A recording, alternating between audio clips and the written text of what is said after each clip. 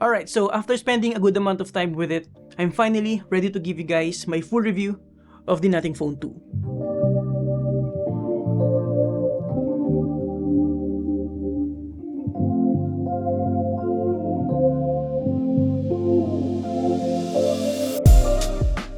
The Nothing Phone 2, in my honest opinion, features everything that most of us expected from the Nothing Phone 1. Flagship level hardware specifications, actual usable functionalities on the innovative Glyphs Feature, LTPO AMOLED display, better overall camera, battery, and software, while still maintaining and slightly improving the unique design language we all love from the Nothing Phone 1. Is it worth the significant price bump though? Let's find out. Let's get into it. Now, before anything else, let me pop the key specifications on the screen so that you can check it out. Even the unboxing experience has been improved, now with the dedicated flip-out internal packaging. Still using sustainable recycled materials, by the way, and inside we have the safety and warranty guide, the USB Type-C charging cable with transparent plug covers, a transparent SIM ejector pin, and the Nothing Phone 2 itself. Now, before we take a look at the design of this phone, let's just appreciate how the Nothing OS 2.0 looks out of the box, with the nice monochromatic and minimalist approach that veers away from the otherwise boring stock Android experience. It's a personal preference, but I like this better than most user interfaces. We'll dig deeper on this later, but for now, let's take a look around. In front, we have a slightly bigger but improved 6.7-inch AMOLED display, which now features LTPO, allowing the display to go as low as 1Hz to save some precious battery and take advantage of the always-on display feature, while still able to reach up to 120Hz depending on the application demand. The brightness levels were also improved from 1200 nits peak brightness to 1600 nits.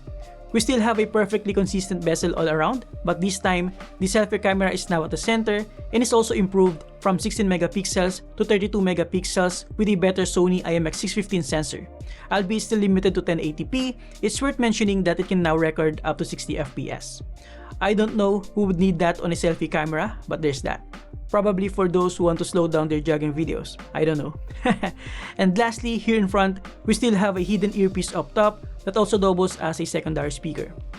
Looking at the left side, we have individual volume buttons and a couple of antenna lines that are pretty consistent across all sides. On the other side, we have the power button, which is naturally placed and is easy to access. However, the under-display fingerprint reader is rather inconveniently placed far south. Well, at least it is pretty quick and responsive. I also appreciate the subtle and smooth animation when locking and unlocking the phone. Here up top, we just have the secondary microphone, and at the bottom, we have the SIM card tray that supports dual nano SIM cards but with no micro SD card slot. We also have here the primary microphone, the USB Type-C port, and the primary speaker. Now, looking at the back, the first thing that you'll probably notice, aside from the almost similar aesthetic, is the curved glass. While it's quite subtle, it still provides that improved ergonomics and is just more comfortable to hold than a completely blocky form factor. It also adds a little bit more to the aesthetic side of things, especially when the edges reflect the light around them. The video recording LED was also changed from a dot to a line. Obviously, with a larger screen, the Nothing Phone 2 is taller, a tad thicker with that curved glass, and slightly heavier, but other than that, the overall design is almost identical. The Glyph LED modules were also improved from 5 to 11 strips, and now with 3 individual addressable zones. This makes way for more actual usable features. In addition to the old ones, we now have a Glyph timer, essential notifications, volume indicator, Glyph torch, and an experimental feature called Glyph progress. Digging deeper, aside from the usual Glyph ringtones, we now have the essential notifications, which allow you to add specific applications that you want to get notified via Glyph. It's currently limited though to the upper right corner LED strip, but it's definitely an appreciated new feature. I hope they can add more zones so that you can easily determine which particular app is giving the notification, especially the fact that we have at least 3 different individually addressable zones aside from the upper right one. I would also like these individually addressable zones to get expanded to possibly all the available LED strips to maximize the Glyph feature, maybe in the next Nothing phone, hopefully. Aside from that, we now have the Glyph timer, which is a very nifty feature that shows a visual progress bar for your timer. You can even add a small widget on the home screen for quick access. We can also download the Glyph Composer, wherein you can come up with your own Glyph ringtones. One of my favorites is the volume indicator, which also shows you a visual volume level bar when increasing or decreasing the volume. This is nice especially if you want to adjust your volume while the phone is facing down. We still have the visual feedback when activating Google and when charging the phone, but now we also have the Glyph Progress, which allows for third-party integration. However, it's useless for us here in the Philippines since the only app supported is Uber, which we no longer have here. Another addition is the ability to use the Glyphs LED as a torch by pressing and holding the torch button on the drop-down menu. You can technically do that on the Nothing Phone 1 by using the Feel Light feature on the camera app, but now it's easier to toggle and you don't have to open the camera app anymore. Overall, in terms of the Glyphs, it now offers more actual usable features, but definitely has more room to improve and expand, and I'm excited to see what they can offer next. Now, going back here at the back, we still have a dual camera system, which for most users is good enough. Yes, we still don't have a telephoto lens or a macro lens, but at least we have probably a more important one, an ultra-wide angle lens. Still at 50 megapixel for both, but the main camera now features a Sony IMX890 sensor. As per my testing, even though we didn't get significant improvement hardware-wise, the Nothing Phone 2 can still produce some high-quality photos.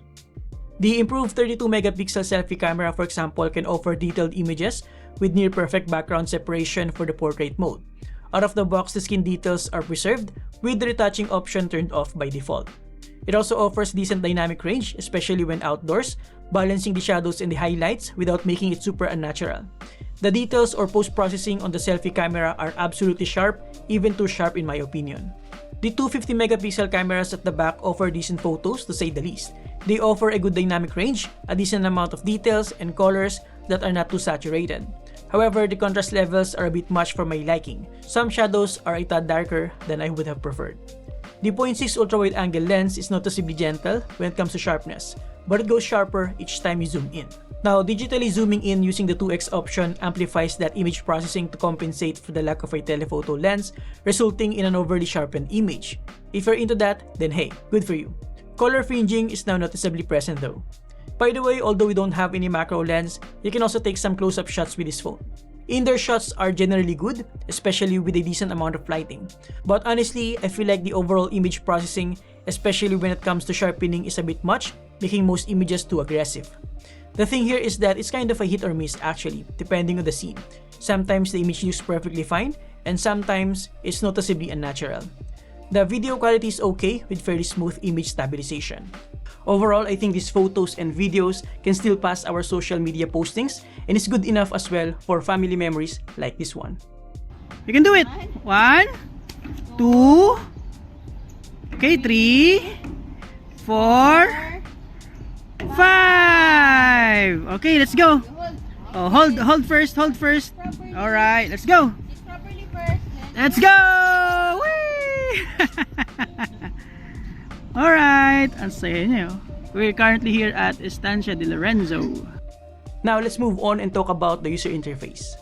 The Nothing Phone 2 now features the latest Nothing OS 2.0, which offers some easy to navigate customization options. You can choose to use a more traditional vibrant Android experience or my preferred monochromatic look. It has a lot of easy to access and intuitive customization settings. The user experience itself is also pretty good with a very smooth user interface thanks to the highly capable hardware inside partnered with a smooth 120Hz display. As you can tell, we also don't have much pre-installed applications here aside from some Google apps, which is always nice to see. No ads, no pop-ups, just an amazing out-of-the-box experience. Under the drop-down menu, we still have all the nifty shortcuts, and going deeper into the settings, we have a bunch of really useful features. We have a dedicated page for the Glyph feature, which we've already tackled, the display settings that include the display refresh rate, and the always on display with a very soothing animation and a lot more. And in my experience with the Nothing Phone 1, Nothing is known to continuously push updates, which is nice.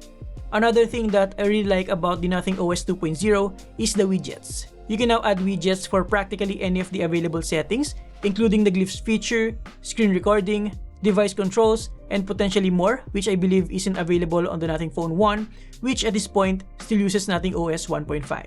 Now, as an iPhone and Apple AirPods Pro user, it delights me to know that there is an experimental feature here that allows for AirPods support, which when enabled, will show the individual battery status of the AirPods in the case, which is really nice. However, you cannot change any of the other settings like noise cancellation and other features. You can still do this, however, using the standard gestures on the AirPods themselves. Alright, so before we move on to the performance side of things, let's take a look at the display and speakers quality first. The display is amazing on this phone. It's bigger and brighter, with vibrant colors, punchy contrast, sharp details, and with deep blacks. Not to mention great viewing angles as well. No major complaints here.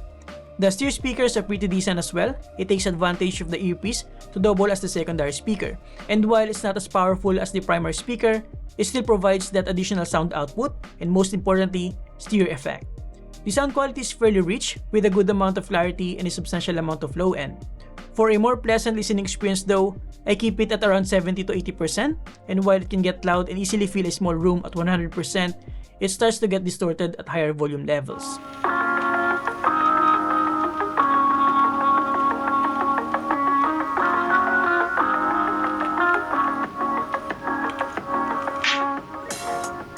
Alright, so after spending a good amount of time, I'm ready to give you guys my full review of the Glyphs Field 75, the first gaming-centric mechanical keyboard from the brand known for creating one of the best sounding and feeling pre-built keyboards with their Halo series and arguably the best low-profile keyboards as well with their Air series. Now in terms of performance, with the better Snapdragon 8 Plus Gen 1 processor, an Adreno 730 GPU, 12GB of RAM and 256GB of internal storage, the Nothing Phone 2 can handle pretty much anything I throw at it, especially when it comes to normal day-to-day tasks and some gaming on the side. It scored around 1.1 million in Antutu benchmark, and while it's a tad below some other phones that I've tried with the same chipset, it's still pretty capable. It makes sense since the clock speeds on the Nothing Phone 2 are slightly lower compared to other phones that I've tried with the same Snapdragon 8 Plus Gen 1 chipset. However, the good side of this is that the Nothing Phone 2 can last significantly longer in terms of its battery life. As per my standard PCMark Work 3.0 battery life benchmark, with maximum brightness and maximum volume but with earphones plugged in, it lasted a whopping 12 hours and 30 minutes. So I think that's a compelling trade-off for having a lower but still capable performance. It's significantly higher though compared to the Nothing Phone 1, which to be expected considering the huge chipset upgrade. Now here are the rest of the benchmarks that I ran on the Nothing Phone 2 so that you can compare them with your current daily driver. By the way, the Nothing Phone 2, like the Nothing Phone 1, also supports reverse wireless charging, so you can charge your Nothing Ear, Nothing Stick, or any other wireless devices at the back. And lastly, let's talk about its gaming performance. While it's not a gaming phone with some dedicated gaming features, apps, and overlays, I still appreciate that we have a simple floating gaming assistant here, and clicking the controller icon reveals the game dashboard. It's pretty basic, but at least we have an FPS counter here. However, I don't like the side placement here. Yeah, you can move it from one side to another, but most often than not, your fingers will block it. It would have been better if you can also move it to the top center.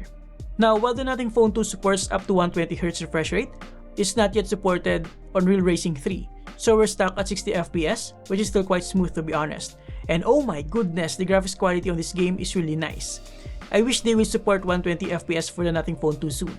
The same case with Vainglory. This game also supports 120fps, but as of now, the Nothing Phone 2 can only run at 60fps. It runs pretty smooth though on this game, which is pretty awesome. Thankfully, Brawl Stars supports 120fps for the Nothing Phone 2, so we can demonstrate that here. It is a simple and fun game to play around.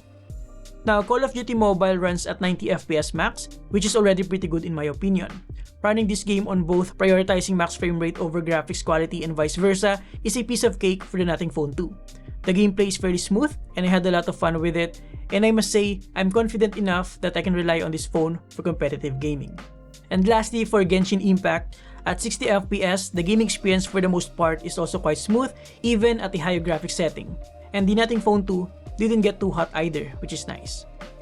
Overall, to conclude, I'm satisfied with the performance of the Nothing Phone 2, and make no mistake about it, it is now a legitimate flagship-level smartphone that is capable of any day-to-day tasks, mobile photography, and even mild gaming on the side. I'm happy that I can finally say that the Glyphs feature, while still not at its full potential, is at least usable now and not just a gimmick. Ultimately, I appreciate how Nothing was able to improve every aspect of this phone while still maintaining the aesthetic and flair we've all loved from the first Nothing phone. I guess the only thing to consider now is the significant price bump, especially if you compare it to other phones in the same price range and the same chipset. I guess it will boil down to your personal preference and priority, and if all the features and bells and whistles of the Nothing Phone 2 really attract your taste. And there you have it guys, thank you for watching. Huge thanks to Digital Walker for sending this in. Honest disclaimer, while Digital Walker provided the phone for me to review, they did not pay me to do this video, and they also didn't have any say on this. They'll see this video the same time as you'll do. If you're interested to get this smartphone, I'll put some links below. Thank you for watching, subscribe if you like this, and see you next time. Have a great day guys, you're awesome.